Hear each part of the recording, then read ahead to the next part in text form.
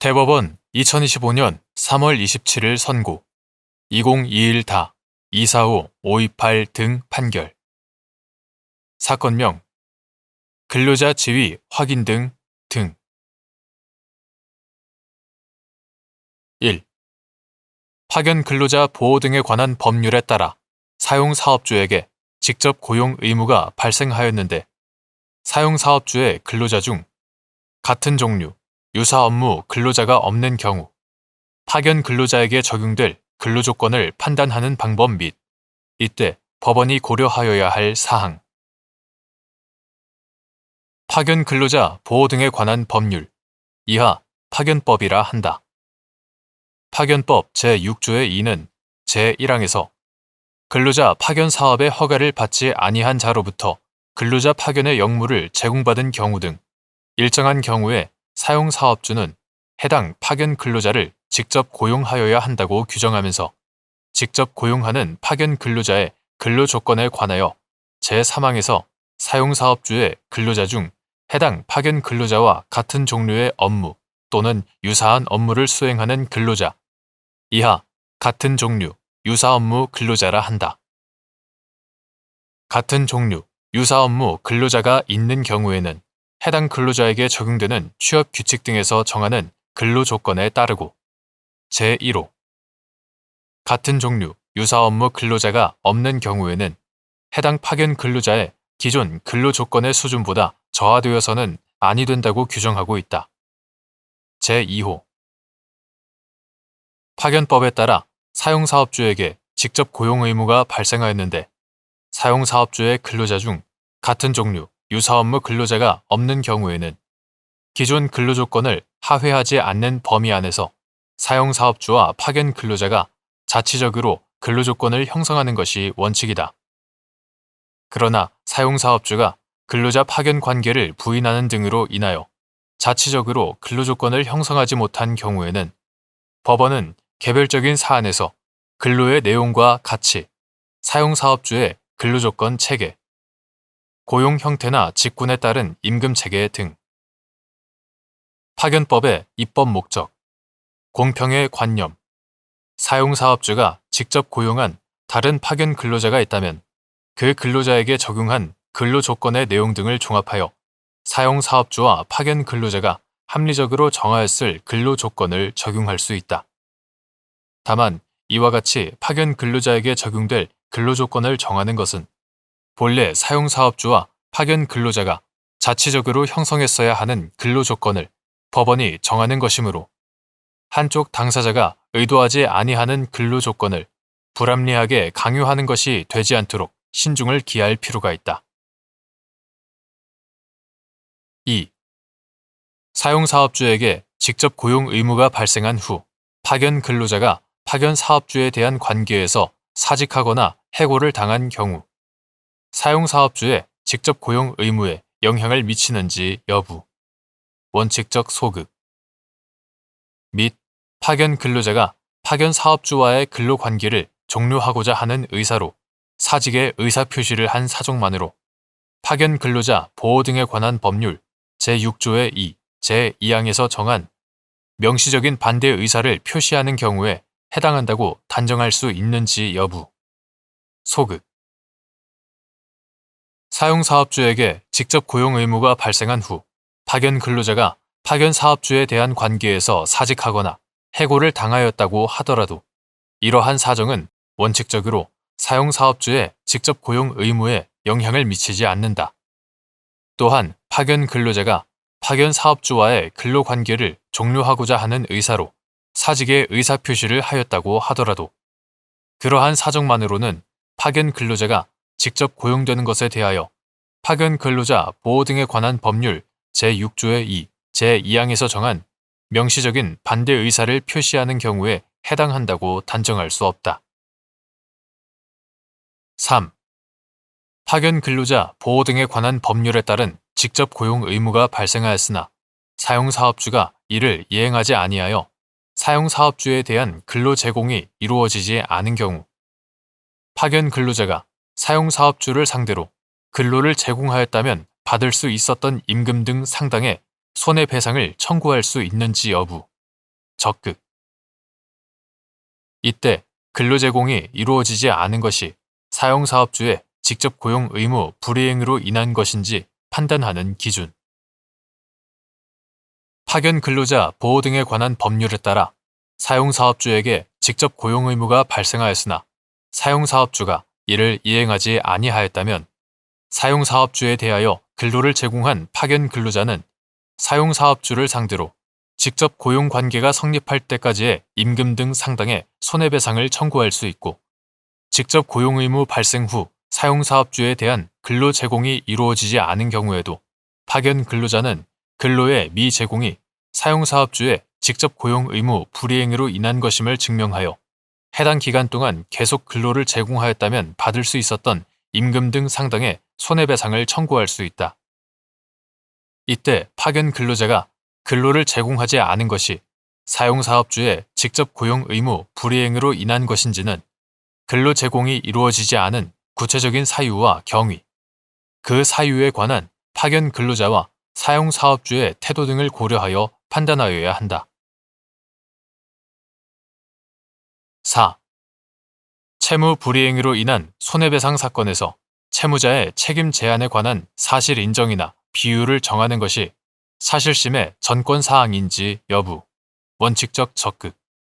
및 그 한계. 채무자가 채권자에 대하여 채무 불이행으로 인한 손해배상 책임을 지는 경우 채권자에게 과실이 있거나 손해부담의 공평을 기하기 위한 필요가 있는 때에는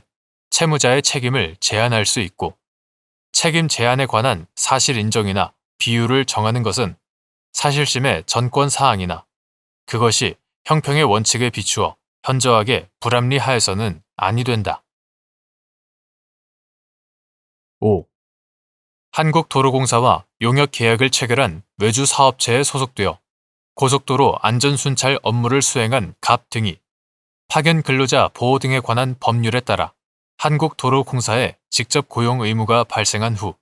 외주 사업체에서 해고되거나 사직하였고, 외주 사업체는 갑 등을 대체할 근로자를 채용하여 한국도로공사에 근로를 제공하게 하였는데,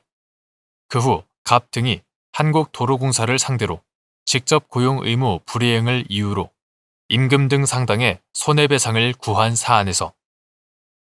한국도로공사가 갑 등을 대체하는 근로자에 대하여 직접 고용 의무 불이행으로 인한 손해배상 책임을 추가로 부담하게 된다는 사실이 갑 등에 대하여 부담하는 손해배상 책임을 제한할 사유가 된다고 보기 어렵다고 한 사례. 6. 파견 근로자가 사용사업주의 직접 고용 의무 불이행을 이유로 연차 휴가 미사용 수당 상당의 손해배상을 청구하는 경우 파견 근로자가 보상 대상이 되는 연차 휴가 일수를 증명하여야 하는지 여부, 적극 및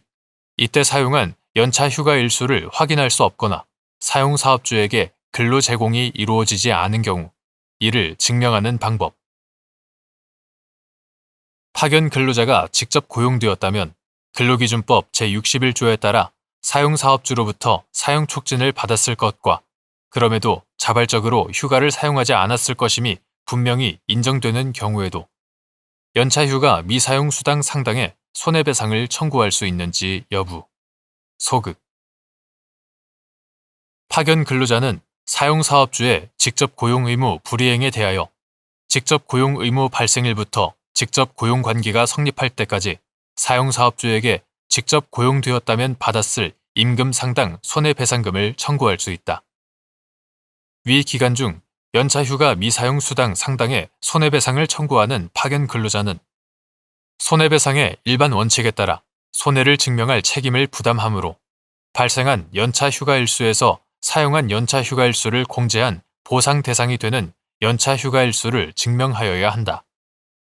이때 사용한 연차휴가 일수는 청구 기간 중 파견 사업주 소속으로 사용사업주에 근로를 제공하며 실제 사용한 연차휴가 일수가 있다면 이에 따르고,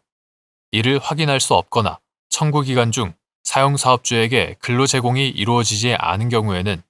청구 기간 전에 파견 사업주 소속으로 사용사업주에 근로를 제공하여 사용한 연차휴가 일수,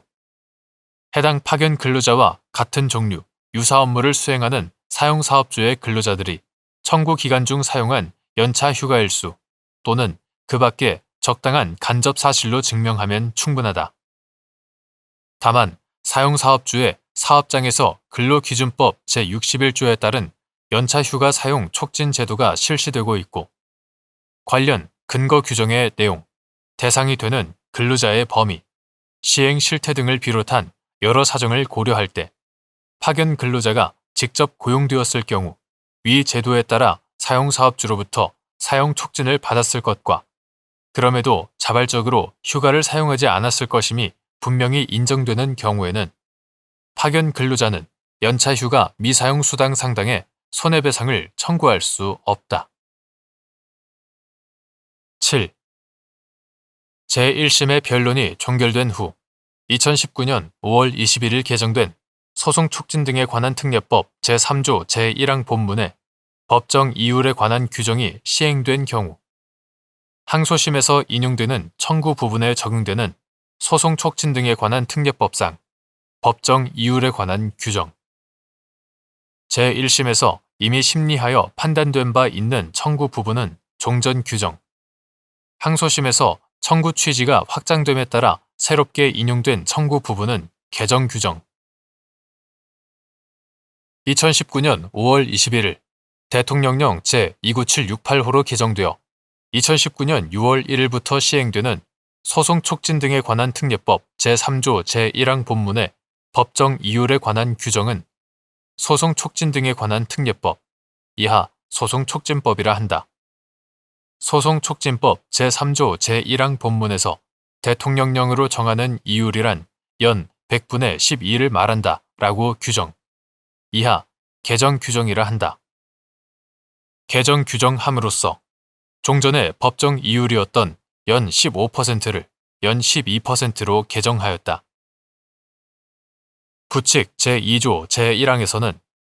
이 영 시행 당시 법원에 계속 중인 사건으로서 제1심의 변론이 종결된 사건에 대한 법정 이율은 이 영의 개정 규정에도 불구하고 종전의 규정에 따른다 라고 규정하고 제2항에서는 이 영 시행 당시 법원에 계속 중인 사건으로서 제1심의 변론이 종결되지 아니한 사건에 대한 법정 이율은 2019년 5월 31일까지 발생한 분에 대해서는 종전의 규정에 따르고 2019년 6월 1일 이후 발생하는 분에 대해서는 이 영의 개정 규정에 따른다 라고 규정한다. 이러한 규정에 비추어 볼 때 해당 사건에서 제1심의 변론이 종결된 후 개정 규정이 시행되었을 경우 항소심에서 인용되는 청구 부분 중 제1심에서 이미 심리하여 판단된 바 있는 청구 부분은 제1심의 변론이 종결된 사건에 해당하므로 소송촉진법상 법정 이율에 관하여 종전의 규정을 적용해야 하지만 항소심에서 비로소 청구 취지가 확장됨에 따라 새롭게 인용된 청구 부분은 제1심의 변론이 종결된 사건이라고 볼 수 없으므로 소송촉진법상 법정 이율에 관하여 개정 규정을 적용하여야 한다.